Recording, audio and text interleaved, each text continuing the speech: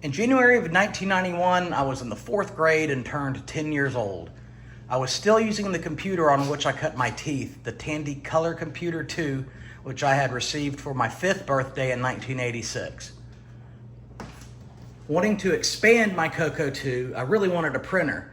That wish was granted on my 10th birthday in the form of a Tandy DMP-133.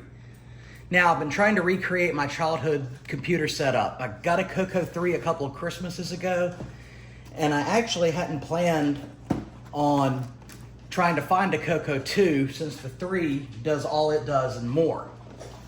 However, a few weeks ago, I happened to come across an unused Color Computer 2, and I could not pass it up.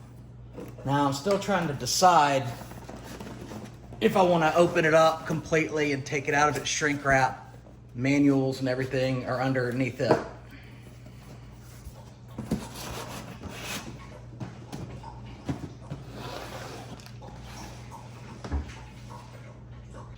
Now, I looked for a DMP-133 for years with no luck. However, a few months ago, I found a DMP-134, which, for all intents and purposes, is a DMP-33 without the support for the color computer. There's a few other changes. I noticed these button labels are different for the line feed and the form feed. On the DMP-133, that's a line feed, that's a form feed. And again, the 134 only has a parallel interface, where the 133 had the interfaces for both parallel and the color computer. When I found this printer online, it looked to be in a rough shape, but I ordered it anyway. And unfortunately, not only does it need a bad case of retro brighting, if I can find its paper shield, needs a bad case of retro bright, and also it's jammed. Even with the ribbon out, when you turn it on, it is not happy.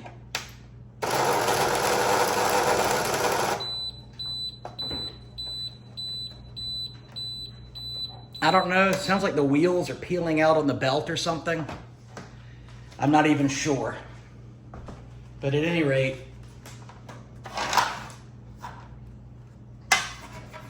at this moment, it's not doing me any good.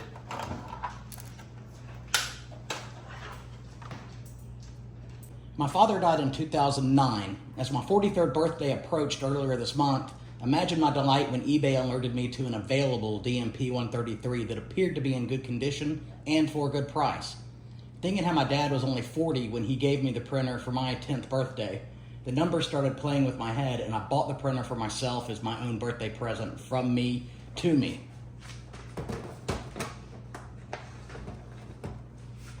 Now, unfortunately, it did not survive shipping intact. It came wrapped only in one layer of bubble paper, bubble wrap, and these plastic pieces were left on the printer, not individually wrapped. So, unfortunately, we have breakage here, and the pin, the little plastic pin that goes there to hold in this notch, broke off. I'm a little upset, especially now since I have a completely never been used mint CoCo 2, and I had an almost mint DMP-133. But does the printer still work? Well, self-test time.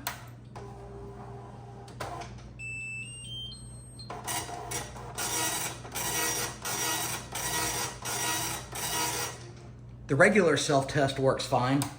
Let's do the NLQ, which is near letter quality, where it basically just prints over it twice for a darker and more professional looking output. It's also of note to mention that there's no telling how old this printer ribbon is, and it's still got ink in it. I can still source printer ribbons for my Apple Image Writer 2, so I imagine I can probably source a printer ribbon for this as well. I don't know who manufactured this printer for Tandy, if anybody, but the same ribbon was probably used on more than one type of printer. Now, unfortunately, I don't have the cable that will connect to the color computer, but I do have a parallel cable so I can connect it to a PC. And I want to make sure it actually works connected to a computer. So since I can't do the CoCo, I think it's very appropriate that we connect it to my Tandy 1000 TL2 and see if it can receive some data from either Windows Write in 3.0 or DeskMate, because Tandy, right?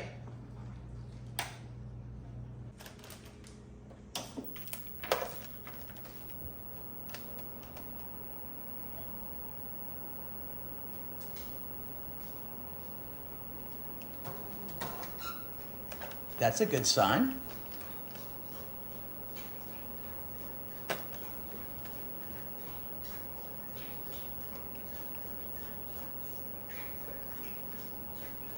Pardon my dog in the background. Apparently he's thirsty. So we are in DOS shell. Let's open DeskMate.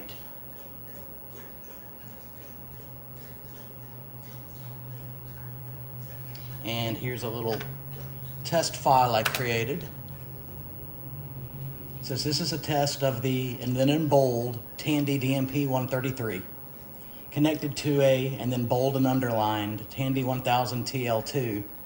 Computer running DeskMate 3.05 with an MS-DOS version 5. Actually, I'm sorry, this is PC-DOS 5.02, I believe. Anyway, let me see if it'll print. And then just for fun, I want to try it in Windows 3.0. I can't say that ever in my life did I actually ever print from DeskMate. Let's see what happens.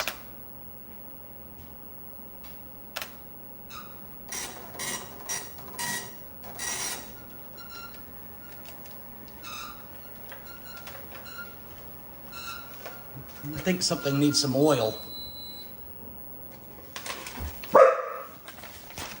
That's my dog Rupert again.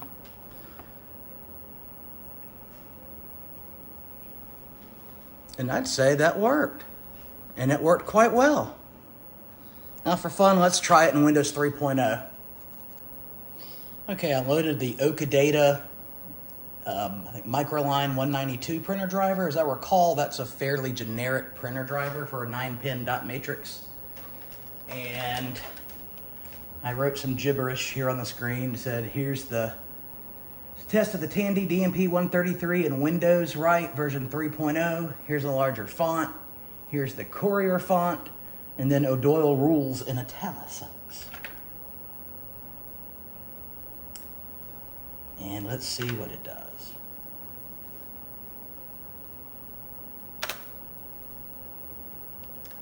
Oh, printer's offline.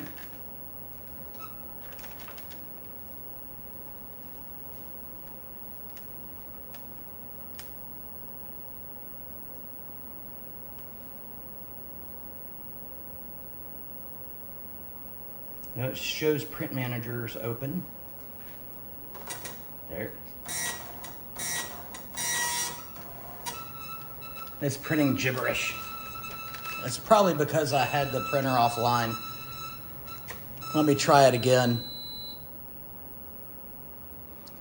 Okay, I'm gonna try it again, and if it prints gibberish again this time, it means it does not like that Okadata printer driver that I have, and I'm not really gonna try to hunt down and find a generic printer that'll work for it in Windows or not, a generic printer driver that is. I know the printer works. I wish I had a cable to connect it to the CoCo, but that'll be for another time. Let's just see what happens if we print this file. The printer is online this time, so I say we've got a 50-50 shot of it working.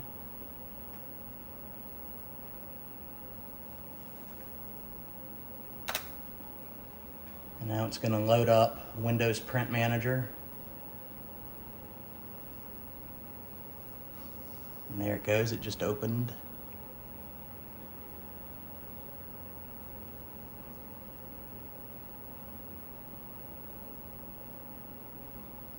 And let's see what she does. It's doing gibberish again, I think. Wait. Yeah, it's just doing gibberish. All right, it doesn't like that driver. Well, I still call this a success. The printer works. At least it works on the parallel side. I have no reason to think that it won't work on the color computer interface as well. So I'm gonna call this one done. Thank you for watching.